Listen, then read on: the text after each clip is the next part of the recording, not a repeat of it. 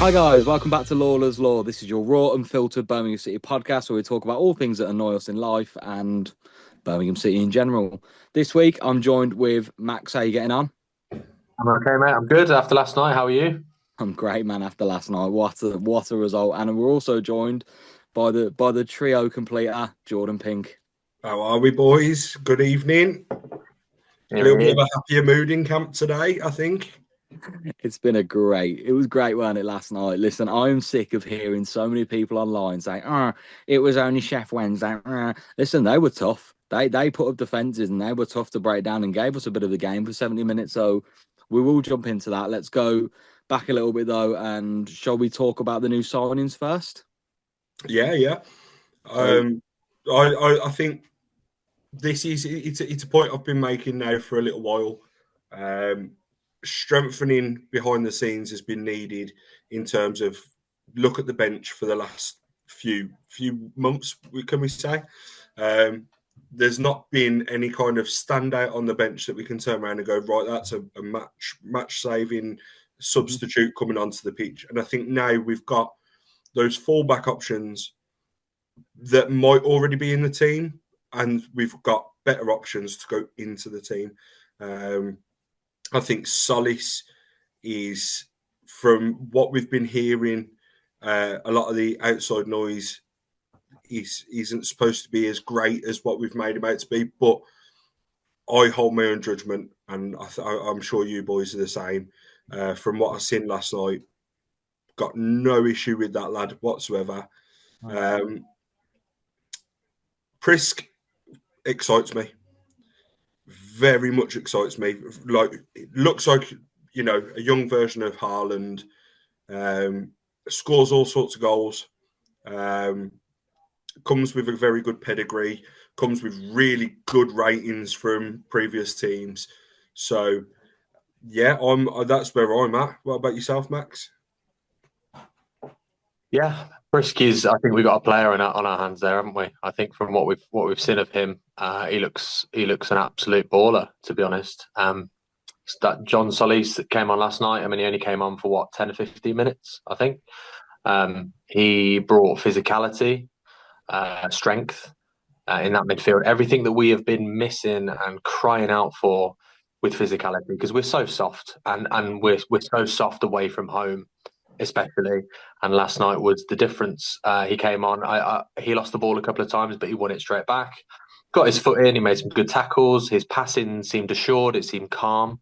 Spreading it wide, switching the play. He just looked like he knew how to play football, which is, for a Blues fan and all of us, we sometimes haven't always had players that play football, even though they're professional footballers. So that was good to see. Wagner's obviously there.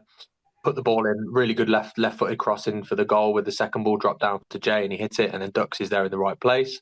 So Wagner again looked pretty good, pretty assured, clean sheet. I know again, yeah, it's against Sheffield Wednesday, but the Baggies just got smashed 5 by Norwich, who we beat 4-1. So let's all just kind of play who's in front of us, like Jamie said. And then we've got Osman. We haven't seen him yet, so I'm not too sure on him. I haven't seen a lot of him, Jord or Jay. So have you seen anything of him much? I know Brighton, but I've not really.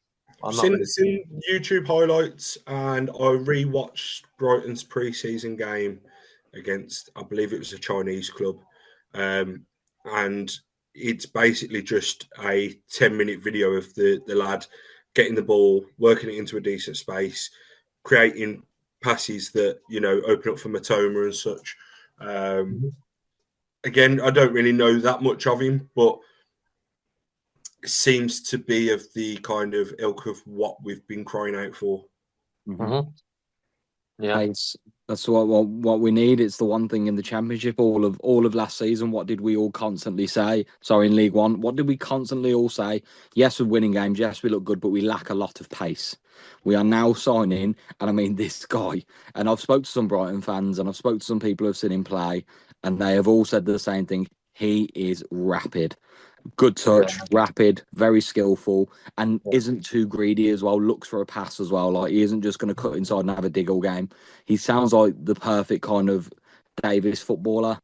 He sounds like he's going to I don't know what you do with the team now, though. Like, do you, when Dimmy's fully fit as well? Because Osman's surely going to play. Like, no disrespect to him, but Kumas, like, if Osman's as good as people are saying, Kumas's days are very quickly numbered in this starting 11. I And then just think go I on. just think it's sorry, I just think it's strength and depth, isn't it? That you can only have 11 players playing, Mhm. but like me and Jordan have said, like you've said, you have to have the quality on the bench to come on and replace. Some of the players are going to have to know that they will start on the bench and they can't just come in and take the position for their own. I think like when Dimmy comes back, that is his position, isn't it? He will take that back. So they might end up on the bench, but how I think of it as of leveling up is what I've said before in the way that Prisk is coming in for Dykes, Osman's coming in for Kumas, Solis is coming in for Thor, and Wagner's coming in for Cochrane. It's massive leveling up, isn't it? So Big time. it's So much better. sorry, Max. No, go on. Big thing for me is as well is this can't be understated as well. Osman has come in and we've all been really excited, and myself as well, about him being a left winger. The one thing I have been speaking to Brighton fans that I know about him is he can play right wing, left wing, in the 10 or up front. Everywhere has him down as a striker. So he can technically play in the 10. So when Dimmy comes back, does that then give you the range to kind of say to Jay, which I think we're going to get onto in a bit, kind of maybe have a couple of games breather, because the kid works his bollocks off and obviously needs a rest occasionally. So he is almost a usable tactic within Damari, but also for Williamson and Jay and even Patrick Roberts at times, because he can play anywhere across that front line. I was just going to throw this out there and say, how would we feel about Patrick in the 10? Because I think he's good enough. He's got the touch, he's got the skill, like he's got Hates the his eye for right foot goals. though. Hates Huh? his right foot. Oh no, of course, but we've dealt with for Williamson for the last year and a half, who drops in at the 10, and he also doesn't own a right foot. At least Patrick Roberts can cross a ball on his right foot sometimes. He's caused so Yeah, much chaos because he can be both footed at times. You he want can. him to push danger down the wings, though. That's the big thing with Roberts. And I seen it last night when he comes across. It almost irritates people because he takes up too much room of other players, which then cuts out. It kind of isolates your striker on their own, because he then dictates that whole attacking midfield area from right wing to left wing and everywhere in between. So that means that there is no link up play between your midfield and your striker, because he will cut across, and that's the problem with him being in the 10. Is I believe that he would just use so much of that room that then that nullifies anybody else being around him. Yeah, I think that I agree, because there was a moment last night where he came into the middle. He had a blazy run from the flank, and he was going into the middle, and then he carried on and he carried on and he carried on, and he just carried the ball all the way into the mid like And then outside and nobody knew where to go. Everyone was like, what? Everyone was just stood watching him, being like, what's he going to do? I don't know what he's going to do. He's never over here. So we play the inverted wingers, and you saw from the first half. I forgot that he was playing last night. Well, most of them were playing, to be honest, but I forgot Roberts was playing because he never really attacked their back line. In that second half, he really took the ball by the horns and started to run at them, and they did not like it. And as they got more tired, that's where we got the success on both flanks. So I would. It's a fair point, Jay, but I would, and I think like Jordan, I would keep him on that wing to kind of. Yes, he can cross the ball with his right if it's the worst thing in the world. But when we watch him at home, especially, he's beautiful down that right hand side. I think He's stunning. Don't get me wrong. Do you think he's coming into the J category where we're just going to get onto now, where he's being overused, or do you think he needs a little rest at some point? So I think he's pretty much played every game. This will enable it, won't it? This will enable it. Squad depth and these better quality players coming in. He, like Jordan just said, he can have a rest. Jay can have a rest. We can get them, fully ready to go for that last 2 or 3 month push to the end of the season, because that's what's important now, isn't it? Oh yeah, of course. And that's what we're looking forward to. One obviously transfer, which is clearly apparently broken down in front of our eyes this evening when we've been reading it. Saramento, is that how we're saying his name? Yeah. So it's a bit of a tricky one, because he's kind of buffeted about in the Championship for a while. And I think he excites us because he's that sort of player that we really wanted to attract. But there are other options that I know we are being linked with. I can't get the names off the top of my head, but I've seen a few tonight. Losing out on him, it's a shame because I think he would fit into our team. But for the price tag, I'm not too afraid to just turn around and go, okay, we'll go try somewhere else. We'll go and we'll keep the options open. If he came, I'm not saying this in a way of like being salty, and if he come, I wouldn't be singing his praises. But I just think for that sort of price tag, if we got him, great. But if we lose out, also, oh well. Yeah. I think especially if we're banging on about squad depth at the minute, we have 2 fit centre backs at the minute because Robinson's injured. If you're going to splash that kind of cash and even a couple of mil, throw it on a centre back for us because I think that's the one position we are now very light in. I'm all right with fullbacks at the minute. Like I know players can jump into fullback if they need to. Buchanan's back on grass. Asai Samuel's just on his way back from AFCON. He's had a stormer. Laird's back in a month. I don't worry about fullbacks anymore. Wingers, we've now got options. Centre mid, we're getting options.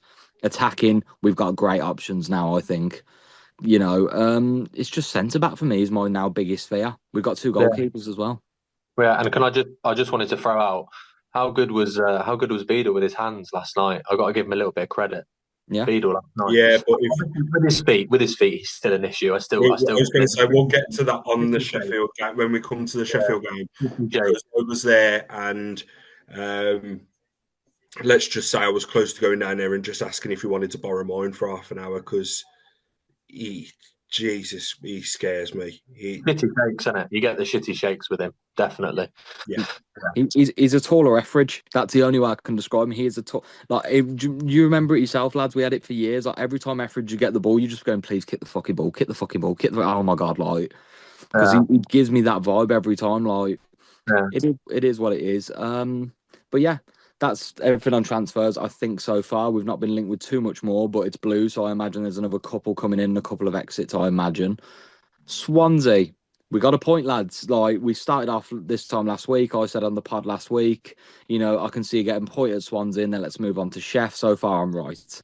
Good 1-1. We had to stay in it. And again, I thought Beadle, as much as his distribution shocking, between him and the woodwork, we got kept in that game at times. I would say from watching Swansea, a big thing for me is, Max, I think you mentioned it actually. It seems to me that they've gone to the training ground and gone, right, get the old kind of rugby dummies out, get Brad Mayo and Mike Taylor to stand on Beadle while Allsop whips some balls in at him and make the fucker come out and grab him because everything that was in the air or chest height he was getting down to and getting his hands on, and he wasn't parrying, he was actually trying to catch. I think that was the first real instance where I've seen it and gone, oh, someone's realised here. But what worries me is that does that spell the end of Allsop because they've obviously gone, well, Allsop's not coming back into the team, so we really need you to work on these things. If you are going to be our number one, and God forbid it does happen and we do go and sign him permanently, this is what you need to improve on. This is what we're going to work on week in, week out on the training ground.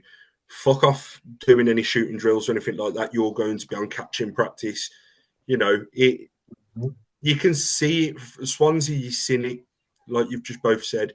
There was a lot of I think the one that stands out for me was a kind of half volleyed cross that kind of floated chest height, and it was going across the box, and he came out and he was already down on his knees with the ball in his hand and smothered. So that's something we haven't seen from him. So I'll give him his props there. That was fantastic.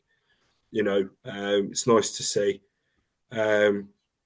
Again, he's young. He's going to improve. We're used to now goalkeepers but hitting their prime way later than what outfield players do.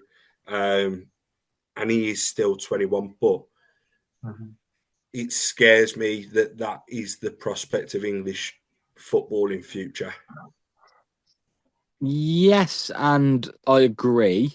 I think, and this is nowhere near an example I'm going to use now, and I'm going to sound like a donut saying this. There's been so many keepers in the past where they've started off like this, ropey, and there's so much stuff to work on, and they make bundles of mistakes and then slowly convert into a very, very, very good goalkeeper. Nowhere No, near the same caliber. David De Gea for Man United made about 1,000 mistakes in his first 2 seasons, then turned out to be one of the best in the world. Not saying Beadle will get there because he definitely won't, but I think he has the ability to become a very competent goalkeeper. If we're going to buy him permanently, we might as well accept it and just stick with it because that's where I'm at with it. Is I've one, slated him as much as everyone else on this podcast, and I have. But yeah. what can we do? If we've got One him, thing I will say is, as Blues fans, you know, I think I said it to you at the time, Jane, when we signed him. The one that worried me was Matthias Sarkic when we first signed him. yeah, Clanger after clanger in pre-season, I was like, oh my God, this is the kid we've got in goal. And then all of a sudden, when he left, we were gutted and we tried. I mm-hmm. think it was 2 seasons where we were screaming out to buy him back. And then obviously went Millwall and what happened.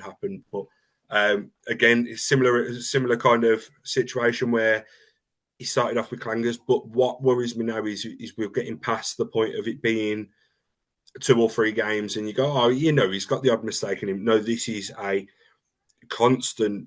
He is the mistake. Mm-hmm. And for the Swansea game, like I said, I can't really say too much because the man of the match was the woodwork. Yeah, we have to, we take them though, don't we? How many games this season have we dominated the ball and hit the woodwork a few times and then just unluckily conceded? Like, there's times when it's happened to us. I'll call back Charlton when Dimmy's hit that one from 35 out and it's literally smashed the crossbar. There's a few chances. It swings and roundabouts in this league, isn't it? For the games where we should have won the game and we've only got a point, we've had a game there where we probably should have lost at times, and we've got a point. So it was good. It stopped the right. It clearly built some confidence. I'm overall happy with the point, as we all are. It was a point away from home, a nice late goal, and Patrick Roberts turning up with the goods again. He's I just want him so badly on a permanent. That's my biggest. Like, if they've got a list of priorities, surely Patrick Roberts is somewhere on there because signing all these wingers makes me worried that Sunderland are going to call him back. Patrick Roberts is, to me, the signing of Patrick Roberts is as exciting as when we were in League One. We were making all these signings and we're going, oh, yeah, really cool. Yeah, nice. Oh, lovely. Yeah, another new player. We were like kids at Christmas. But that one we wanted was still elusive up until that last day.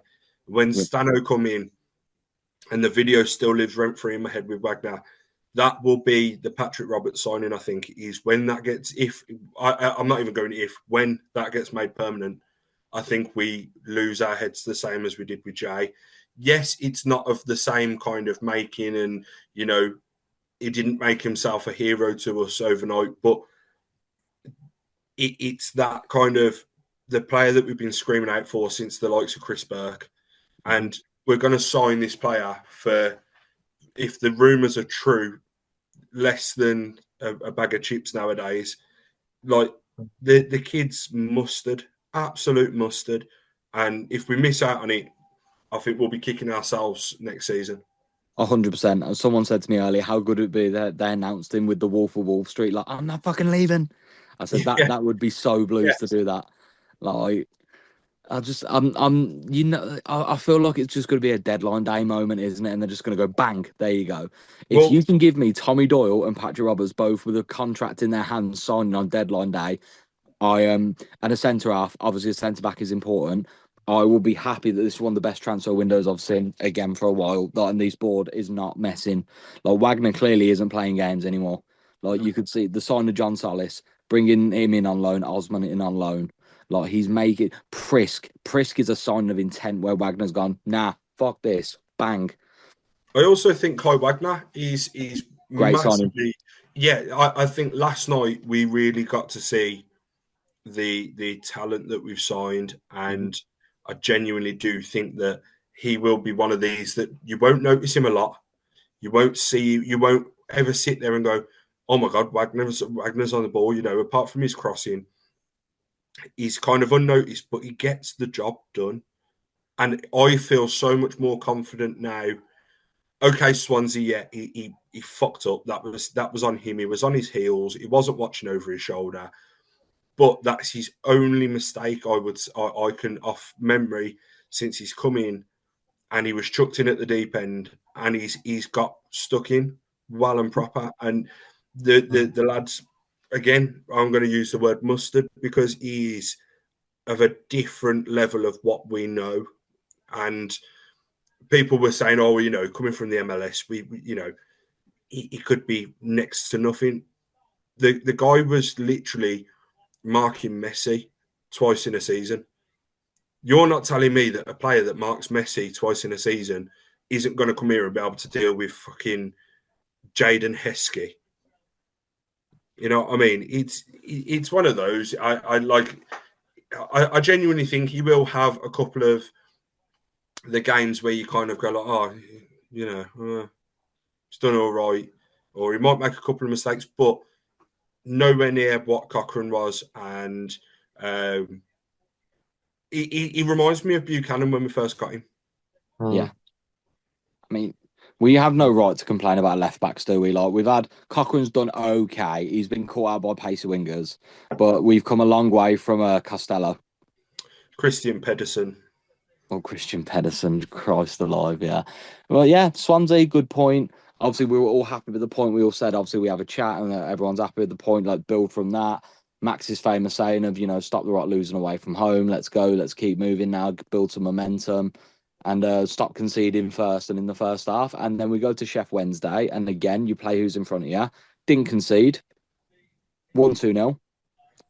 And fitness took over for me. But Jordan, Max, you two probably have more of a insight. I was obviously bit and part watching it here and there, but Jord went the game, and Max, you had it on full, didn't you, the whole time? So you two want to go ham on how you thought it went? Yeah, it was one of the worst first halves we've had this season, in my opinion. It was QPR, it was rivaling, wasn't it? And then it kind of overtook it, I think, because by half time, Mad Max was out and the messages were coming and flying around the chats. And it was, as I said in the chat, it was insipid, it was turgid, it was backwards. George, you made a great point, and Tommy, I think, as well, about it being like a game of chess. Nobody wanted to make a move. Everyone was scared to make a move. And it looked like two horrendous teams playing each other. And somebody made a comment about the fact that if you looked at the table and it was like, who's bottom of this league right now? Who's rock bottom of the championship out of those two teams? Because after 45 minutes, you could not tell who was bottom of that league. It was if anything, Sheffield Wednesday had a little go.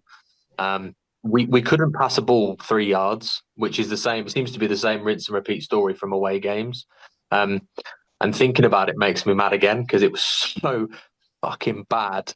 I never want to turn them off, and I'm never going to turn them off. But after the half, I just thought we have so much quality in this team. There's so much talent in this team. What is the problem? Because they look like they're being overcoached. I think that's almost what I think it is the problem. And then, David, for all he's worth, and I'm pretty sure George touched on it in the chats as well, that the overcoaching is it becoming a problem? And I agreed with him that the freedom of play is disappearing, and that kind of that love factor for the game, that enjoyment of playing football, looks devoid in that first half, and it made it so terrible that it was the hardest watch all season. And thank God that they hit the post in the 47th minute, because them hitting the post put a rocket up all their asses, because they were like, we don't do very well away, but if we lose to this team, we're going to get pelters if we lose to this team, because they are shocking. And that second half was far better. It wasn't still vintage, but it was far better, and we attacked and we drove forward. We got the wingers involved, like I said about Roberts, who was down the flank, and he started to push, started to scare them. My big thing last night about it was that the fitness told for both teams. They were exhausted after 70 minutes, Sheffield Wednesday, and they sat deeper and deeper and deeper. And because we then have the fitness, we just pushed, made some good subs, brought that physicality on with Solis, and we just wore them down. It was as simple as that. And I think the goal would have come either way. And I did say at half time, we can win this 1-0 and nobody will really remember the performance. And I don't think we will too much. We'll just take the 3 points. I think the only thing that we'll ever remember about that performance is the fact Kyogo scored his first league goal. Absolutely, I think that's the big takeaway from that. I think had it have just been Duke's goal and left at that, I think you're right, we'd have walked away and probably never spoke about this game again. But for me, the first half, I think what you said was right. When they hit the post, he put the rocket up our arse, and it was sort of like, when you watch like a TV program, you get the Vietnam flashback. You could see the players going shit 2-2 at St Andrews with Dimmy in the last minute. You could see like the cogs started to turn, and players came alive. Iwata, first half, couldn't hold on to a ball to save his life. I think Clara just letting balls bounce up onto his chest and not really having a plan of where to go with the ball. Paik, probably his worst performance in that first half that I've ever seen out of him. He did nothing all half. He genuinely was. So being there, I don't know if this come across on the TV or not. When the substitutions went for Doyle to come off, the confusion at first around us was stifling. You could hear the kind of what the fuck's going on, and then the boos started, and then the shout started, and I think that was another rocket up the arse, was the shouting coming onto the pitch at that was like so vocal. I was in the second tier, and the lower tier you could hear people screaming, "Sort it fucking out, Blues, get it sorted!" Like, you know. Sorry, were they booing they were booing Tommy Doyle coming off? Sorry. Yeah.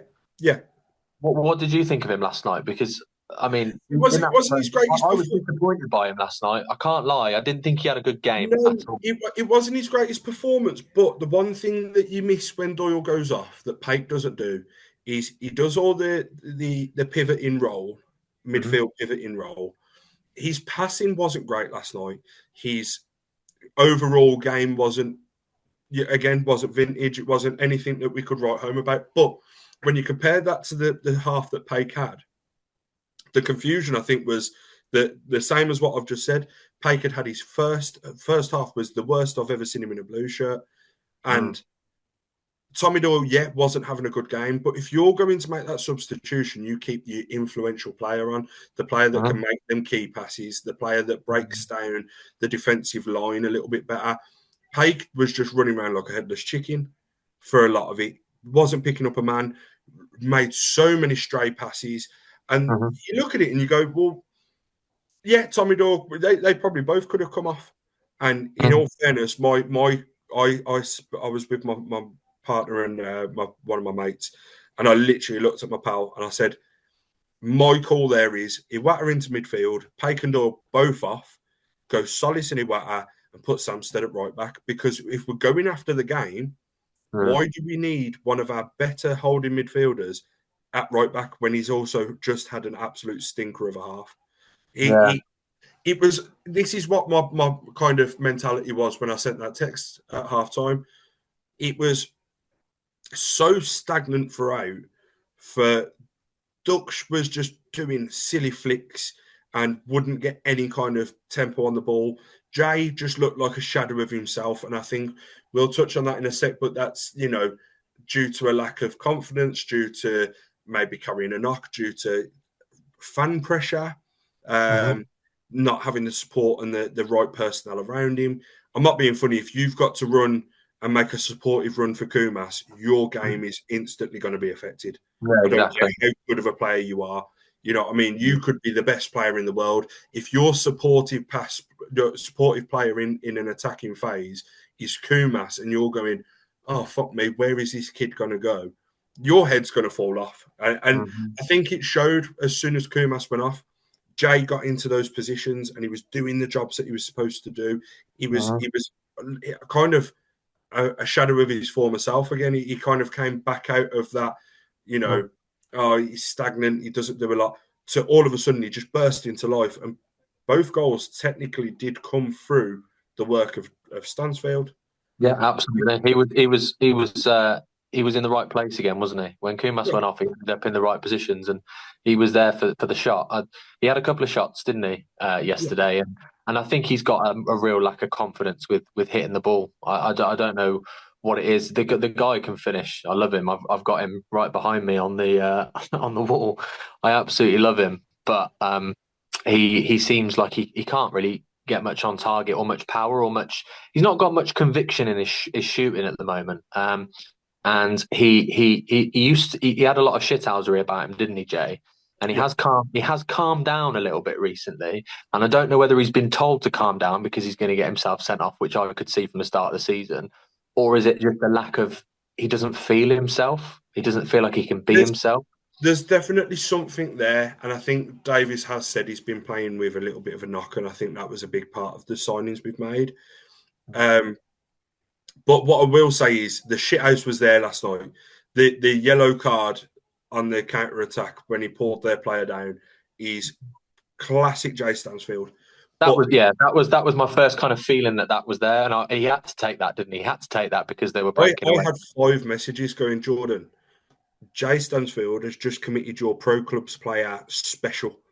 That is my go-to move on pro clubs. If we're in a pullback, I'm pulling players down for fun by the neck. I am the shithouse of that team, and they all messaged me, and I literally the group chat went mad, and they were like, "Haha, George, George's favourite player's just done this," and I was this is what he offers the team that not a lot of others do. He is the first to jump into everything. If he doesn't like a decision, he's the first in the referee's face, and I think. Just to kind of come away from the Sheffield game for a second and go to social media, which we've banged on about in the past about how much we hate it, and I probably should stay away.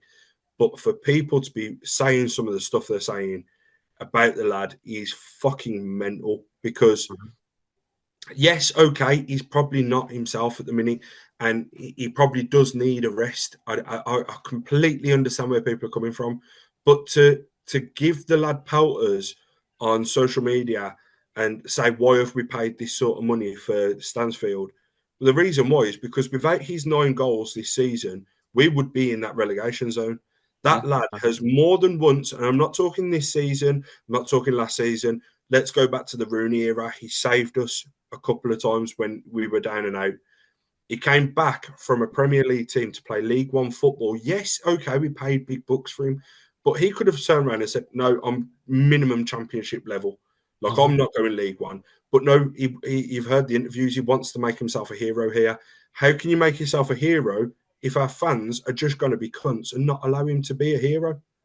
You've got to give the lad his dues. Yes, he's going to have a downtime.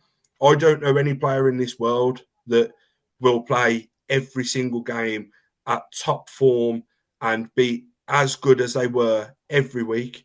I'm not being funny. The top teams in the world have down days. Man City lose to Man United. Liverpool on a rot. Stansfield's just a human. He's going to have these down games. Yeah. We have got to stand behind him. It's about how we support that. He's young. We've got to support that and nurture it. We can't be getting on his case over 1 or 2 bad games. The Kyogo stuff, I get because he's a few fans have got fed up of him. I've got my own opinion on that, but that's because I understand from the football side of things how difficult some of the stuff that's going on with him has been. But Stansfield, just take away football for a second. He's a human being. He's going to be feeling a bit rough, under the weather, maybe carrying a knock, maybe kind of that's, you could say that the injuries come from carrying the whole team on his back. And the thing is when he has his down days, we can't then turn on him. We've got to sit there and go, right, go and have 3 weeks holiday and come back absolutely mint. We love you. You're the best thing we've ever seen. We never used to do this with Forsell or anyone. I don't remember anyone turning on Seb Larson when he had a bad game. You know what I mean? We stuck behind. It's because we've become so open to using social media to criticise now that it's just become, and I was hearing it in person yesterday, people saying, fuck him off the pitch, and I'm like, why? Because if you'd have fucked him off that pitch yesterday and you'd have kept Akumas on there, we wouldn't have got anything out of that game. And that's my thing, that you're giving. These same people are the ones that gave Cashin shit and Kumas shit. If you're giving the same levels of shit to those players that don't really mean anything to us, they're on loan, they're not going to stay. They're just here to try and get a bit of football. But you've got a lad that, yes, dropped down to League One and wanted to be a hero and make a legend of himself, like Trevor Francis or like his dad at Exeter. That kind of level. You do not turn on these players. You have to back them. But it's these simple-minded, narrow-minded fans that are giving the same level of shit to a Kumas as a Stansfield. Well, then you don't understand football, do you? Because you're meant to back the player and the players that wear their heart on their sleeve. Look at the celebration of Ducks' goal last night. There's pictures and images circulating on social media from last night. His celebration is it's relief because he wanted us to win, obviously. But there's almost a little bit of anger in there, and it's like almost like fuck you back to the fans. Like, do you know what I mean? I feel that there was a bit of that last night, and he had got the assist for the goal, so he did do something, at least. But just having him in the team fills me with kind of I've got a lad in there that wears his heart on his sleeve, and he loves the badge and he loves the fans. If you keep doing this, if you turn on him, he won't forget that, and he'll start going away from us instead of sticking with us, and he won't want that. And like you said, that's not who we are as fans. And the fans that are in this, and we've had a fair few fans in the last couple of weeks that have decided to act inappropriately, and it's not acceptable. I don't want these fans anywhere near our club. Back us and back him, and support your own team and the people around you. Those that don't want to do that, fuck off. Get out of my club. I don't want you in there. Just to add on to that as well, the watching the celebrations in person last night. I know Sky don't usually pan to the celebration as much. When Dukes scores his goal and he runs to the fans, what you miss is the fact that Stansfield boots the goalkeeper's water bottle as hard as he can, and it explodes everywhere. And he literally looked like it was like a whole ton of weight. It was like he was wearing one of those weighted vests, and he just threw it off and he'd gone, I'm back. This is it. But this is the thing is we're seeing reports today of Agyemang from Derby going to Palace or Leeds for 20 million, which is baffling.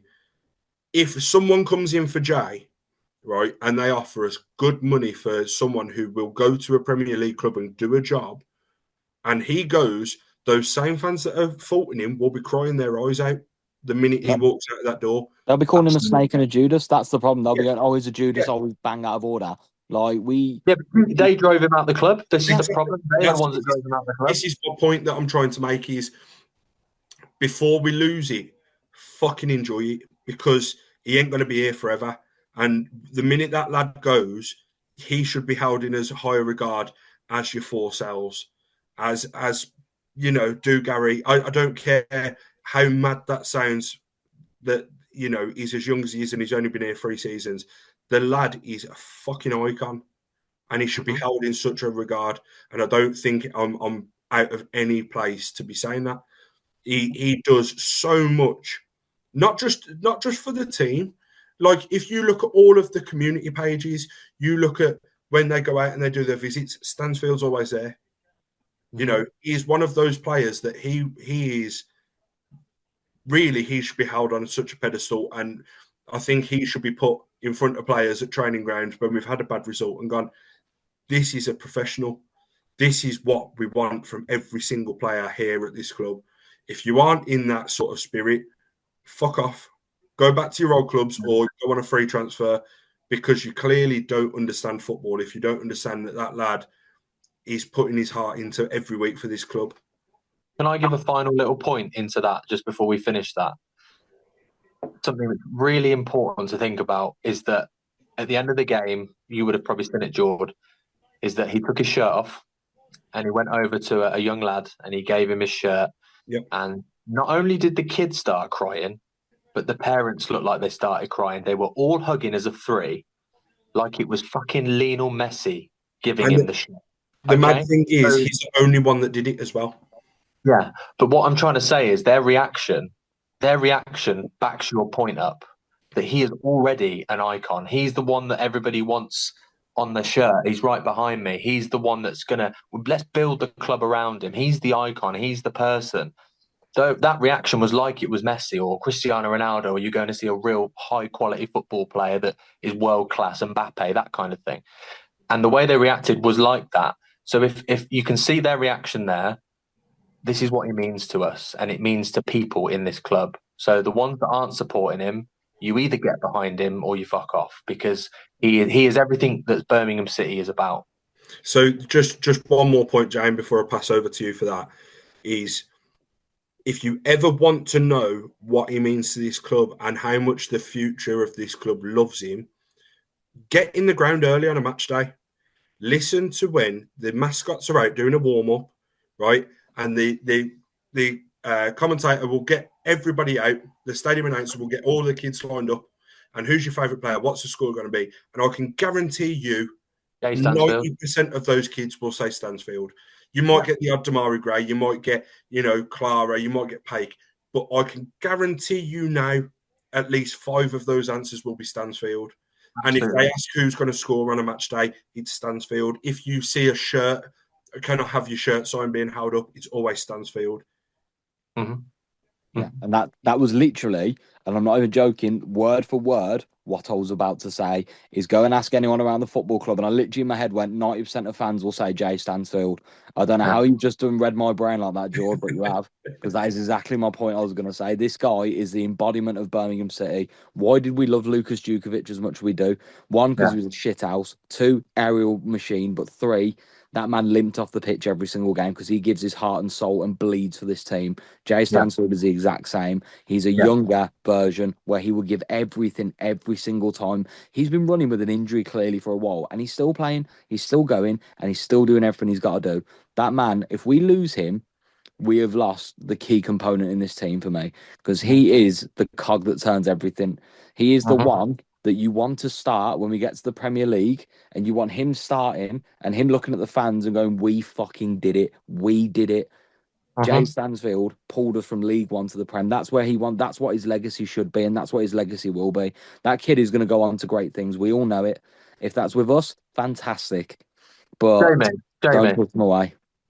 In your job, yeah, you're quite instrumental in what you do as a job. And you're quite important. You're quite important. I'm brushing you and rubbing your ego here, but you're quite important in what you do. So, do you perform 100% every single day at your job? Hell no. Who does? No? And what would happen if they took you out of that job? Be honest. It would struggle immensely, and that's it. You can't replace. So my to further that as well, Max. I think this. Not everyone will feel this, but I mean, being a dad myself, I can say this from my heart. As a parent, you're not always 100% bang on. Some days you don't feel up to playing around on the floor with toys, and and some days you go to bed and you're like, oh, I wish I could have done more. You know what I mean? Really wish I could have done more. It's a human instinct to always feel like you could do more, and you probably should do more. I probably should tidy the house more. I probably should play with the little and more. I probably should do this. I probably should do that. But it all comes down to, what do you do to then bounce back? Yeah. What do you do to become that better version of yourself? And the thing is if I had someone sitting in the house turning around to me, and my wife turned around and said, you're a shit dad, you don't clean the house, you don't do this, you don't do that, I'd be like that every day. And because I've got a support system behind me, I'm not like that. We bounce back from adversity. Every day we change. And it's the same with this young lad that's playing. Yes, he's getting paid to be here, but he didn't have to come back. If we start getting on his back and we all start telling him that, he's shit at football and, you need to give it a rest because we shouldn't have paid that much for you, he's going to down tools and become, the next Scott Hogan. Or he could be the next big England superstar. He could, he might not ever reach that height, but he could be if we propel him to that point. A lot of what we always hear is become the 12th man. The 12th man should be behind that team.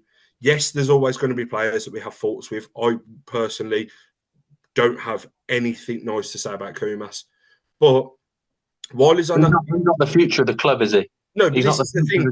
While he's on that pitch, though, I'm not going to sit there and, look like I'm sucking on sour grapes. I'm going to applaud a good pass if he makes one. Yeah, absolutely. You And know? say, go on, Kumas, get down that wing. Yeah, Go on, yeah, lad. yeah. After the game, I'll turn around and go, he was fucking shit. I can't wait to see the back of him. But I'm not going to go all over the point of saying that we should never do this and we should never do that, because eventually that sort of stuff does get back to these players. You know what I mean? Maybe not individually, maybe not from one of us at a time, but if I've seen a minimum of 10 tweets today about Stansfield. One of them gets to him, he's instantly. We had it last season, I believe, in League One with him, where he shushed the fans at one point because he had a bit of a kind of a grey patch where it wasn't going so well, and you know, it seems to be. I'll touch on this again with another player, Neumann, scapegoats. We have to have a scapegoat. This fan base, for some reason, we have to have scapegoats every week, and if we start making Stansfield the scapegoats, I'm sorry, I'm fucking off. I'm going to support someone else, because how he could be a scapegoat. Like Neumann, I get where people are coming from. I think me and you spoke today, Max, quite in length about it. Is that the opinion is that he's not what we expected. But then when you actually break it down, he can't be what we expected, because he's playing with a centre mid at right back who goes on a fucking mission to Mordor and never comes home, while he's stood there trying to defend 4 people breaking down the right wing, and he won't step out of his back line like Clara does because he can't trust Beadle behind him.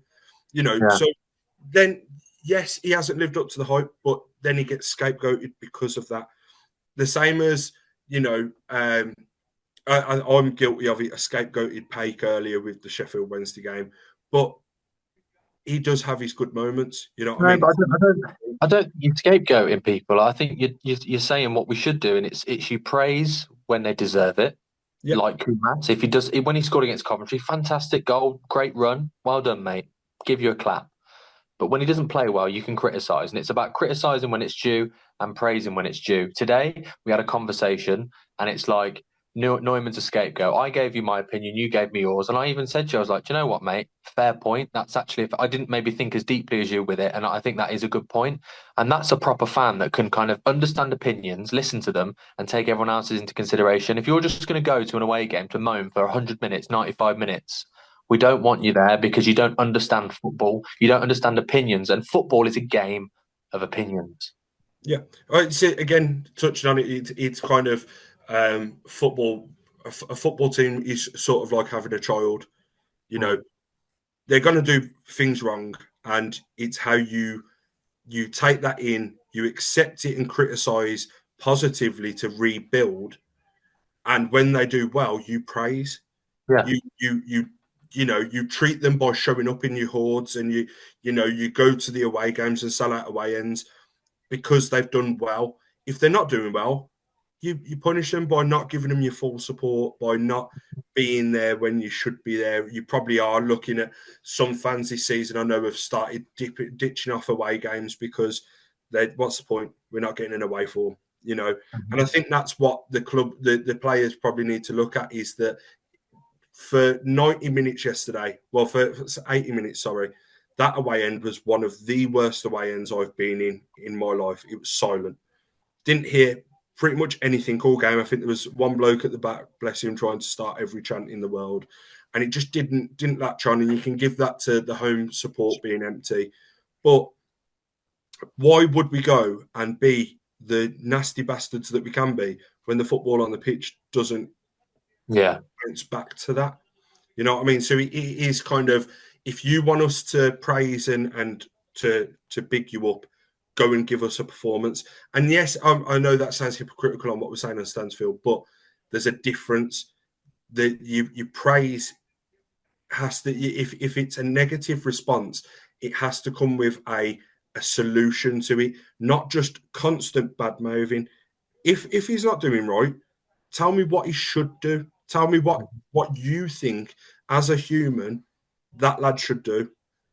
If I agree with you, I'll sit there and I'll go, yeah, fair enough. Probably you're all right. If I don't, I'm going to call you out on your bullshit and say, hang on a minute, this is the big difference. Is like I said, it all comes down to the mindset. It's whether it's positive or negative. Yeah, agree, and yeah, just basically lay off Stansfield. Yeah, That's what I'm saying. Like, leave him alone. Right? We could have just said that. Yeah. Oh, just the kid's doing well. Right, last two things we'll go through. So Stoke at home. Where do we stand on Stoke at home, lads? Winnable? I think it's winnable. They've fell off a cliff, yeah. like you said last week, Max, and it should be studied. They're fucking free fall. Yeah. I don't fear anybody at home, mate. I don't fear Stoke. I don't fear Leicester. They're not any great shakes. I don't, all those teams to come, Leeds in the cup. I don't fear anybody. I just think we can beat Stoke. I don't really want to go too hard on it because there's not much to say. I think everybody watching knows what we're like at home. They know what we can do. We start fast in the first 20 minutes, and we need to again. And if we can go 1-0 up, Stoke heads drop, we can push on, and it could surprise you actually, because I thought we'd score more last night, but obviously the first half was terrible. But I think that this could be another 3-0. It could, and with some of the players coming in, it could surprise if you get 3 or 4-0 or 4-1, something like that, because Stoke have fell off a cliff, and we're at home this time, so we could have got a point away there. We didn't. The fitness told out there because they were hanging on Stoke for that win 1-0. And I just think, I think we can win comfortably, but we have to apply ourselves properly, like I always tell you. So start fast, first 20 minutes out the traps, do our thing, and I think we'll be fine. Yeah. Jordan? I think if Davis has spent this week between now and Stoke just saying play 90 minutes how we ended that game yesterday, we'll be fine. Yeah. If he goes into it and he goes, right, here's your chess pieces. Now, Jay, you can't move from there. Dukes, you can't move from there. Defence have got to play some sort of tricky round the back passing with old spaghetti ankles, Beadle. Then we may as well go 3-0 down at half time. But like you said, it's our fortress. We've got a chance to beat anyone there. It just depends on the mentality. And I think now, after beating Sheffield Wednesday and after stopping that rot away, the fingers will only be pointed one way if we don't get a positive result out of Stoke. Agree. And I think we'll smash them. I think it's a 3 or 4-0 written all over it. It'd be nice to get another clean sheet. I think we're capable to get a clean sheet. Is Bright back? Because I imagine he's going to throw Bright in the equation. I was going to mention this earlier when you spoke about it. He came off injured in the last game, AFCON, which is silly because it was a nothing game. They were already out. It was a runner-up place. And he came off injured, and now they're saying it will be March. Brilliant. Great. But yeah, I don't fear anyone at St Andrews. I think up the Kyogo, up the Wagner. I'd 3-0, 4-0 I'm going to go with. I'd like to see Kyogo go on a little run now. I'd like to see Prisk appear on the bench if he's allowed to, if he's cleared. I'm guessing he'll be cleared for that game. I'd like to see Prisk probably get 20 minutes or so as well, see what he's about. And I'd like to see Jay get a goal. And, if Jay gets a goal and cups his ears at the fans, I wouldn't be against it right now because it'd be, what? We all forget. And what I was going to circle back to, the last thing I'm going to say on the Jay abuse at the minute, his brother's the fucking kit, man. It's all going to get back to him. His brother's going to hear this shit that's going on from the fans. Yeah. So, like, this is the big thing now is, I think that's where I do agree with any kind of criticism that I do agree with. I think Stoke's the game where he does get a rest. Now that we've got the signings through the door, I think that is the one game where you could probably say to him, go and have a week off, mate. Go and rest. If there's something you need to be on the physio table for, go and have a week off. We can go into that with a Kyogo Duke starting. That's absolutely fine. And maybe use Prisk later on. I would say that this is now the time where we can turn around to him and go, look, you've done your bit. Go and have a week to yourself on the recovery table. Let's see how you are the week in training for the week after. That's where I'm at with it. Yeah, agree. But yeah, I'm not against that either. I'd be very interested. I want to see Osman get a start instead. I don't want to see, if he starts Osman on the left, Patrick Roberts on the right, someone in the 10, Ducks up front. I think Ducks Kyogo maybe on Saturday. I'm not against it. I think Kumas just drop him to the bench for the love of God. And Wanker of the Week, I think we've pretty much just gone for a 20-minute segment. Who probably Wanker of the Week is, Jord, but... Well, yeah, it could be that. But on a more Blues-related note, let's kind of go happy day, and let's go the fact that Barry Bannon went off crying his eyes out. you little fucking gremlin. You didn't get fuck all out of us this time. And I know we'll never see this, but is anyone out in Sheffield last night? Fucking prick. Absolute tosspot. And if you get that reference, well done to you, because that's a historic tweet. But I'd just hate the twat. I think the pelters he was getting, I think that's why that kid got Stano's shirt, was he was giving Bannon dog shit abuse all night. Fucking hilarious.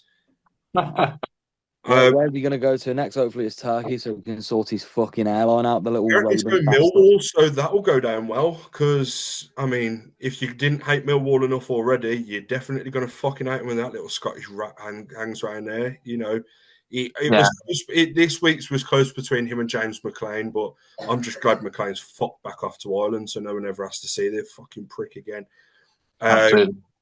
Can I throw a positive note in though, and can we give a little praise this week? I think this is a rare time we're going to go from wanker of the week to, legend of the week. I just want to give a little shout out. I know you boys weren't there. Me and Tommy have spoke about this, but Nathan Redmond, it was nice to see him on the pitch last night doing well. And it was nice to see him get his flowers after the game. And he came up and he had a little lovely moment with the Blues fans, and we were singing his name and stuff. I also want to shout out the little kid that was walking out of the Wednesday stand, giving us all the middle finger. I think he was about 4 years old, and his dad was cheering him on. Mate, honestly, iconic. It had everyone in stitches. He walked from their bench, which is a decent little walk. I'd say the length of maybe half of the Tilton, and he walked the full length from in front of the pitch with just the finger up to every single one of our fans, and they were loving it. Not one person giving him a pelter; they were just clapping him. Absolutely class, man. Yeah, I think that I'm so happy that Bannon's last memory of Sheffield Wednesday and Hillsborough is Birmingham City, and Kyogo sticking one in from an impossible fucking angle in the 92nd minute. That's his last memory, so he can fuck off and go wherever he wants to go. The dirty Villa prick. That's my assessment of it. So that's fantastic that his last memory is Birmingham City after being a Villa bastard. And my final shout is just to I don't know if anybody will watch this from the club, but Sheffield Wednesday fans, whoever turned up last night, fair play to you. It's a dark time for you, and we've been there, and it will come out the other side for you. So stick with it. I just wanted to say that, but I'm sure not many will see, but I'm sure the other Blues fans watching this can resonate with that and understand that it's such a dark, difficult time. A lot of football clubs go through it, administration and things like that, and it's very hard and points deductions. But as long as the fans are there, they'll pull through. So just stick with it and almost keep right on. But yeah, so long to Bannon. Jordan's happy because he never has to see him again, unless he does. If he does, go to Millwall. I think that's the nicest I've ever heard you speak about someone else. And I kind of feel bad because I joined in with the We'll All Have a Party in Sheffield Wednesday I chant last night. So, but in all fairness, they sung it at us when we were in the mud. Funny as well, right? So my point to that is, and Max, I love what you've just said, and it's great and all, but where was everyone when we were fucking dying on our ass? No one gave us fuck all. No one ever gave us any kind of positive momentum. Everyone wanted to see the back of us, and fucking look at where we are now. You know what I mean? It's like that. If anyone's got the little editing magic to put in that clip from Hot Ones, do you know where they're sat there and they're saying, "Look where we are now."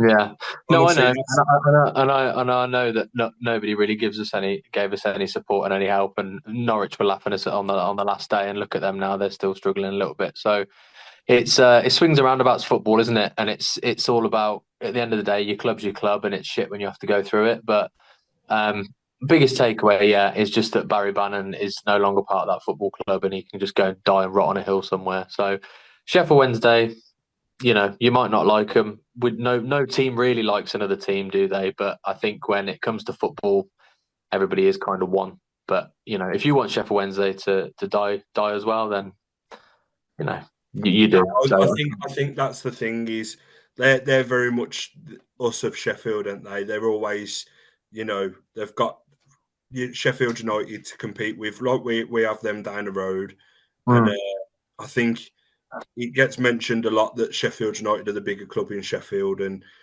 Yeah. I don't think that's fair, because everywhere you went round Wednesday, it was, the colours were clear, and plus, just like Birmingham, Sheffield's always blue and white. So no, I agree. I do agree with you. I feel like it does have to be put out there that no one stood with us. You know what I mean? I do think that no club should die at all, maybe except for Derby and Villa. But no club should have to go through it. We've been there. We know what it's like. It is tough. Horrible. If they do go down and they do die, take some of our shit fans with you. Take some of our knobheads with you. I will agree with that. I will agree with that. Yeah, I just want to shout out anyone who thinks that vloggers aren't allowed in away ends. You know who you are. You think you were being smart on an away day at Swansea to talk shit behind people's backs. Here's your comeback. Everyone's welcome at the club. Everyone's welcome in the stands. Also, to the fucking racists who were saying stuff about Kyogo, you can fuck off as well. And I genuinely just wanted to kind of give you your little comeuppance, because you thought you got away with it on the day, because you said it to nice people, but here it is out on the big worldwide internet. You can hear it yourselves. You don't think someone's welcome at the fucking ground, maybe you shouldn't be welcome there. Yeah, I couldn't have worded that any better myself. And I think on that note, lads, we'll call it a day. Yeah. I don't know where else to go from that. Jordan's ready to fight, I think. Jordan's ready to scrap. See you at Stoke at home. But no, guys, I've only said so this much. because I can't make it to Stoke at home, so I'm only saying this so I can hide. No, joking. Yeah, that's okay. Guys, as always, thank you both so much. It's been an absolute pleasure. And everyone out there, thank you so much for watching. Please like, subscribe. This has been Lawlor's Law. We love doing this, and we'll be back next week with another one. Max, are you going to be there, or are you on a bit of a time away now? I'm on a bit of a luxury deluxe time away, so I won't be at Stoke and I won't be here next week, but I will be back with you. I'm going to Leicester, I'm going to West Brom, I'm going to Leeds, I'm going to all of them, so I will be back. Beautiful. Yep, guys. So on that wonderful note, thank you all, and keep right on. Keep right on.